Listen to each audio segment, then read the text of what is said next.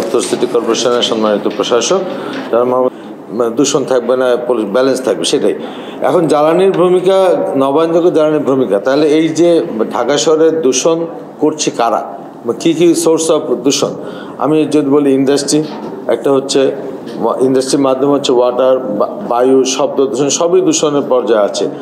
এগুলোর ক্ষেত্রে আমাদের স্যার আছেন, প্রশাসক মহোদয় আছেন, যারা পলিসি ডায়ালগে আমরা বেসিক্যালি যে জিনিসটি আপনাদের সামনে উপস্থাপন করতে যাচ্ছি, এটি ঢাকা উত্তর সিটি কর্পোরেশন এবং বায়ুমণ্ডলীয় দূষণ উদ্ধার কেন্দ্রের সাথে আরো 35টি সহ প্রতিষ্ঠান সংগঠন মিলে আজকে এই ডায়ালগটি আয়োজন করেছে।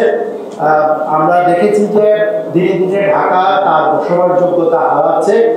প্রায়শই আমরা বলে থাকি বা দেখে থাকি যে পৃথিবীর দূষণ যুক্ত বা দূষিত রাজধানীগুলো এবং শহরগুলোর ভিতরে ঢাকার অবস্থান শীর্ষে উঠে আসে। আর এই বসবাসযোগ্যহীনতার ডক্টর ইজাজ যে কথাটি বললেন যে সলিড ওয়েস্ট আমরা দিতে চাই না, আমরা এখন দিতে চাই। হ্যাঁ, আমরা এখন দিতে চাই, এবং আগে কি হয়েছে সেটা আমি জানি না, আমরা এখন দিতে চাই।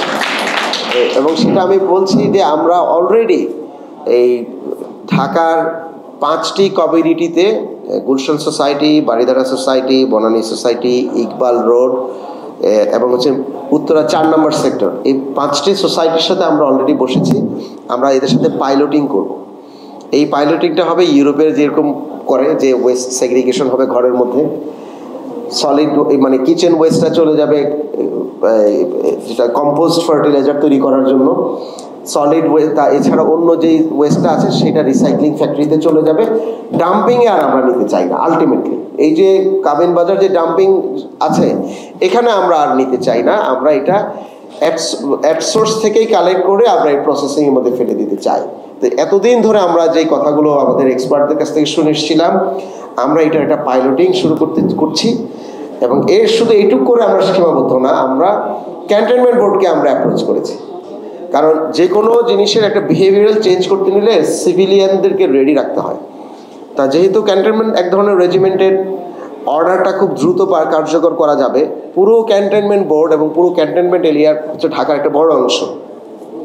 তো সিভিল হিসেবে আমরা এই 5টি কমিউনিটিতে করব, এবং ক্যান্টনমেন্ট বোর্ডকে আমরা অনবোর্ড করে আমরা পুরো ক্যান্টনমেন্টকে আমরা গ্র্যাজুয়ালি এই পাইলট প্রকল্পের মধ্যে নিয়ে আসবো।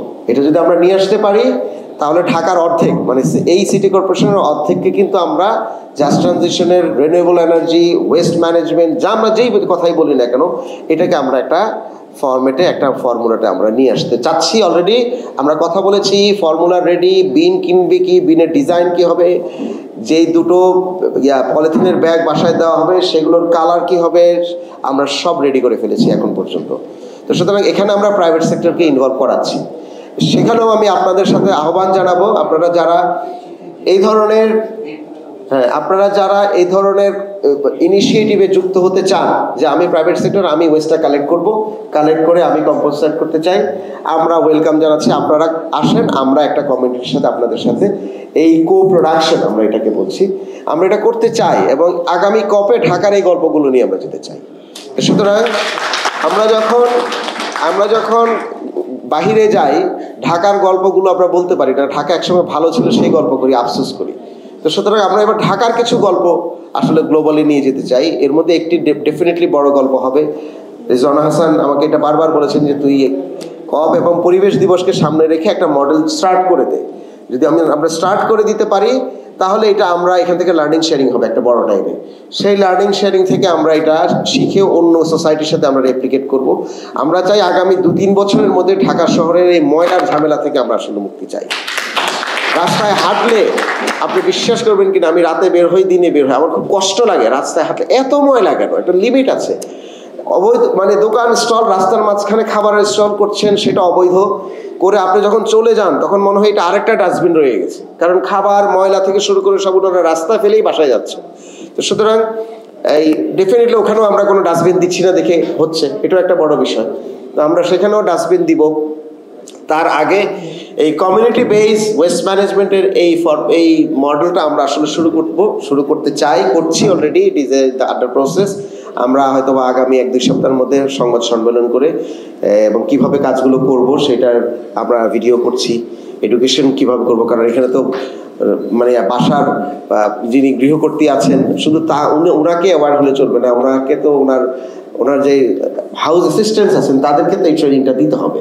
তো সুতরাং একটা বড় সিভিক ট্রেনিং এর পার্ট এখানের মধ্যে আছে, সেগুলোর জন্য আমরা কন্টেন্টগুলো রেডি করছি, করে এগুলো আমরা পাবলিকলিও দিব যেন মানুষ আস্তে আস্তে শিখেন। এবং এখানে কিভাবে কাজ হচ্ছে সেটারও আমরা লার্নিং শেয়ারিং ডকুমেন্টারিগুলো কন্টিনিউস করব।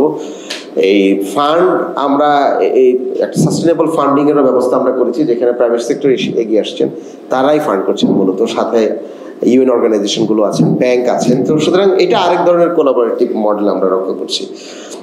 এছাড়া সোলার এবং রুফটপ যারা করবেন, আগামী বোর্ড মিটিংয়ে আমরা সিদ্ধান্ত নিতে চেষ্টা করব যেন 5% ট্যাক্স এভিকশন করা যায়। সুতরাং এইভাবে আমরা এগিয়ে যাচ্ছি। বাট শুধুমাত্র সিটি কর্পোরেশন যে কাজগুলো করব সেটা না করে আমরা চাই আপনারা সবাই মিলে আমাদের সাথে যদি অংশীদার হন, কথা কম বলে সলিউশন আমাদেরকে, যেহেতু আমি অল্প সময় আছি, আমাকে ধরে ধরে বলবেন যে ভাই এটা করেন, এটা করেন না, দেখেন আমি করি কিনা।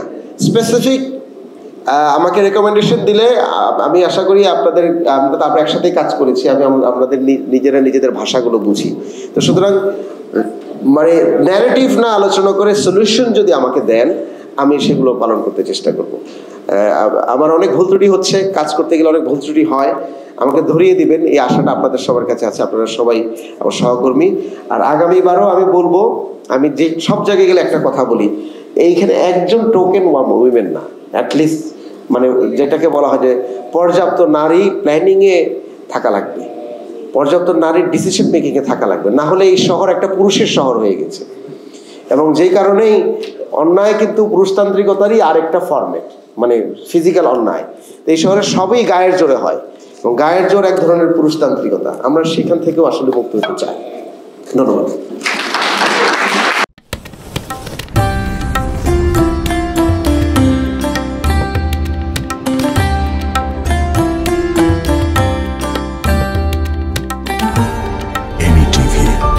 স্বাধীন বাংলার স্বাধীন কণ্ঠ।